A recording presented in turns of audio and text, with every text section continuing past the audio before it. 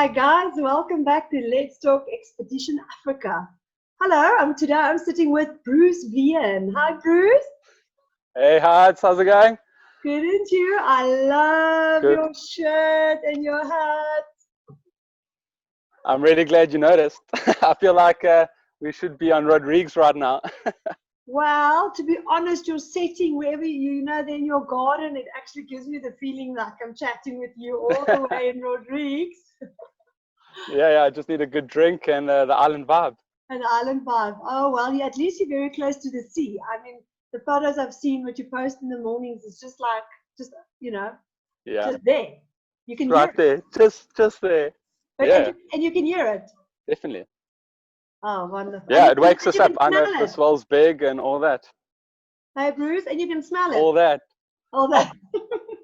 I can smell it, but I can't touch it. I'm not allowed to touch it yet. Yeah. Out of bounds. Yeah. Hashtag well, you can go and try, and then somebody just needs to bail you out with the police. Yeah, well, let's not get into that. At least the housing's free. Oh, Brucey. So, guys, Yeah. all our friends who's watching the show now, those of you who don't know Bruce, let me introduce you to Bruce Viaene. He's one of the best photographers in the world. He's been, ever since, let me remember, I think our second expedition, he will tell you the story. He was just there, sneaking and taking in photos. But that was most probably the best move he did because we noticed him. And then after that, with all the years with our journey in Expedition Africa, Bruce also had a fantastic opportunity to go and shoot Samantha Gash. She did a program Run India. She is an Australian celebrity ultra runner. She did Survivor, quite a famous girl. Hi Samantha, if you're watching this in Australia. So Bruce went onto that with her onto that hectic trip and run she did in India. I mean, too many kilometers even to remember. And but not only that, Bruce in his own right is also a fantastic athlete and gifted not only with the right eye to get the incredible shots, but he is also the SA champion in wave ski in his age category. And I just remember now he's ranked 8th in the world. So you know what? I'm actually speaking to a real celebrity here today. How'd you make me sound so good?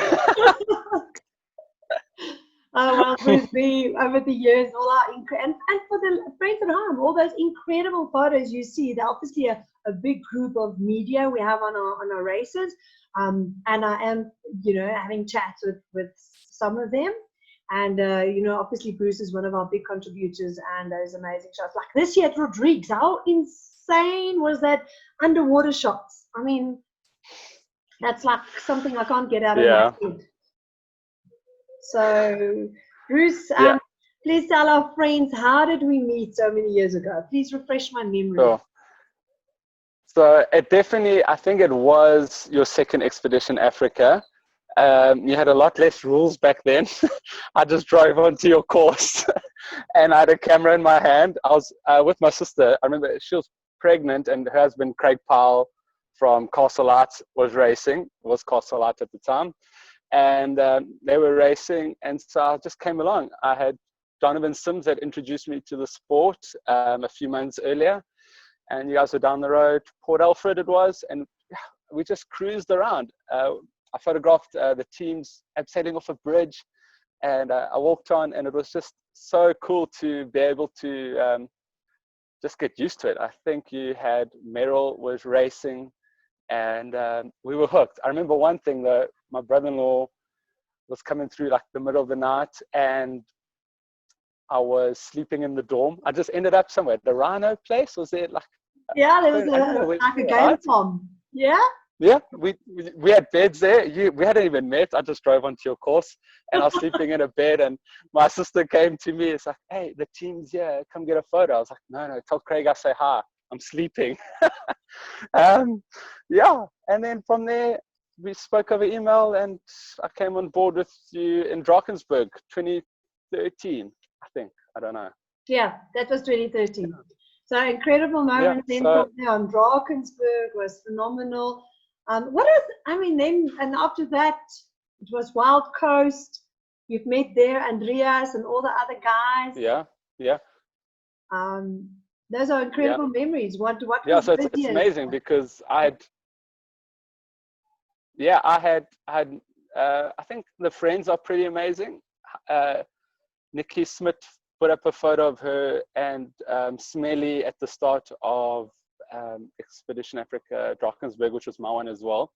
And that, I don't know them from a bar of soap, and they're really good friends of mine now. And there's been a lot of those moments. So, you know, moments that stand out are ones where actually like someone's crying on my shoulder because they haven't seen someone for like the last couple of days, and there we are at some waterfall in the middle of nowhere, and they find us. And it's really cool to be able to capture that human emotion and friendship that has really just come up over the years. So it's a real family that, thanks to you and Stefan, that have created.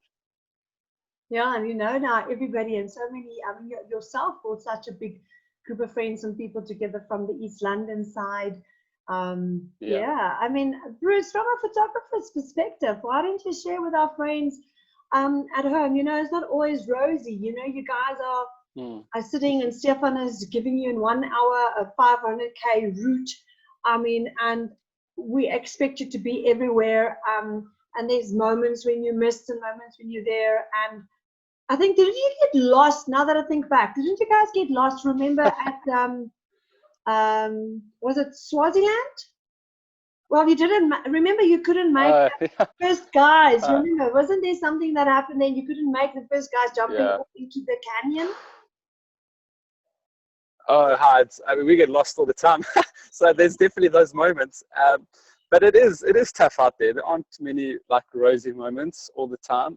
The first 2 days are quite hard. I normally crash on day 3 because you're not sleeping and you're on such like a high and it starts to catch up. I'd say one of the funniest moments was because Transkei, if you remember correctly, to get 20 kilometers took you nearly 2 hours to drive. It was hellishly far driving, and it was about 12 at night. I was with Stephen Freitag in a van, and it must have been about like 10 p.m. at night or something like that. And I just pulled over. It was by Mugwa Falls. I remember there was a checkpoint there, and I pulled over and I said, Stephen, I can't drive anymore. Please make supper. So he started making supper that turned into just like terrible food. It was soup or something, and I just like got so angry at him for making soup when we're supposed to be eating well, and I've literally fell asleep in the car on the steering wheel parked, and the poor guy had added about 2 packets of mash to the soup to make it better. Woke me up, Bruce, here's some food. Thank you, Stephen. Oh, it's quite nice. Thanks, brother. So we have a lot of moments where sense of humor does fail us, but we've once the sun rises again, we're happy and we go on and we have a jaw and have fun and crash and get lost. But in those moments, we get the best images without a doubt. Yeah. In your opinion, Bruce, over all these years, which race? I mean, it's always hard to decide or choose.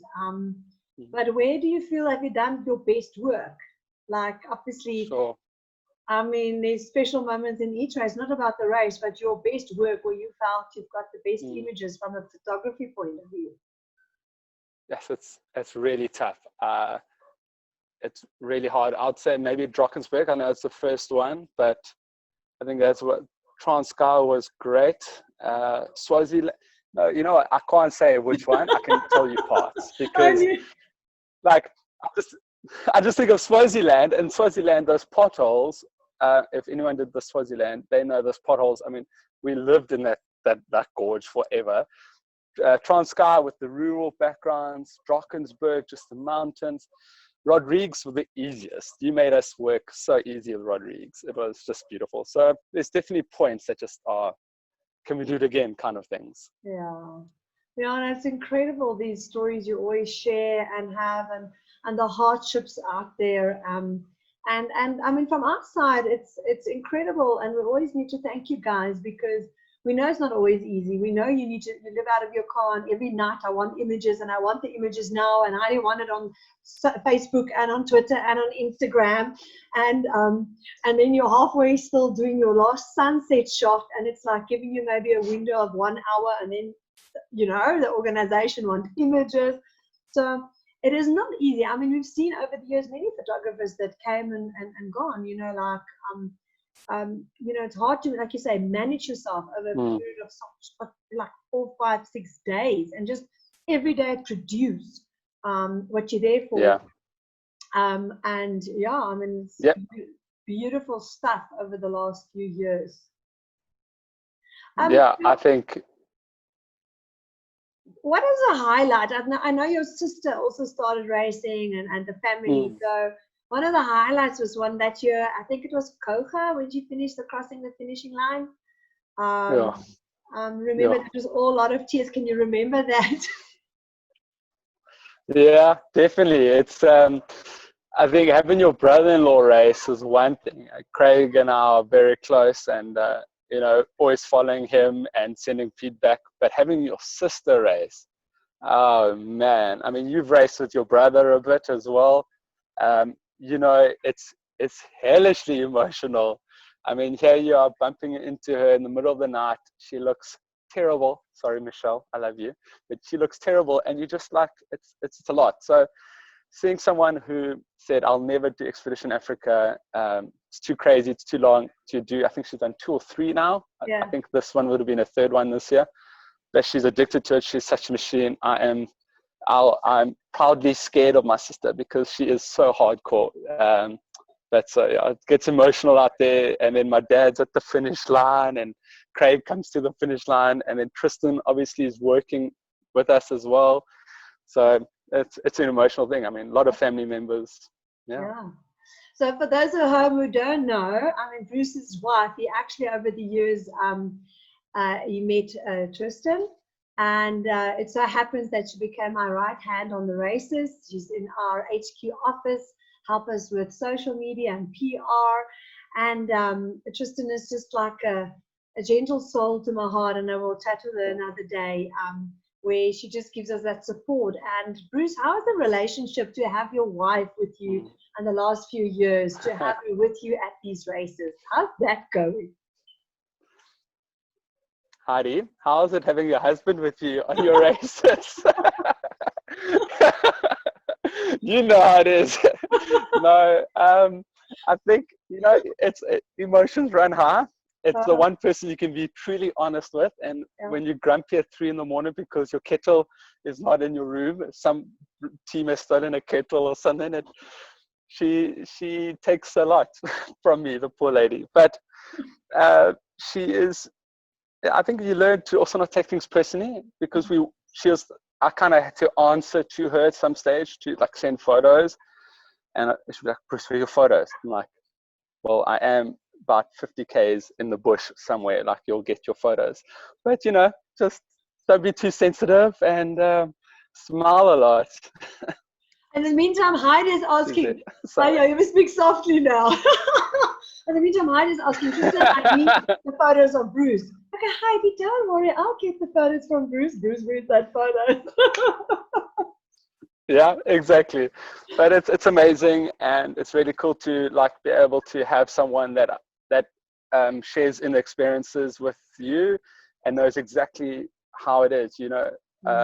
Like many of the athletes and the team and the volunteers and yourselves, you come home and people don't understand what the last 10 days have been like. So it's quite cool to have someone that is experiencing that with you.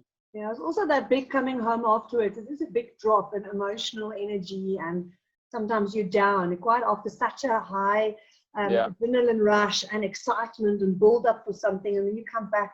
Sometimes I find it, I don't know about you, a big like meltdown kind of thing. No, those blues are real.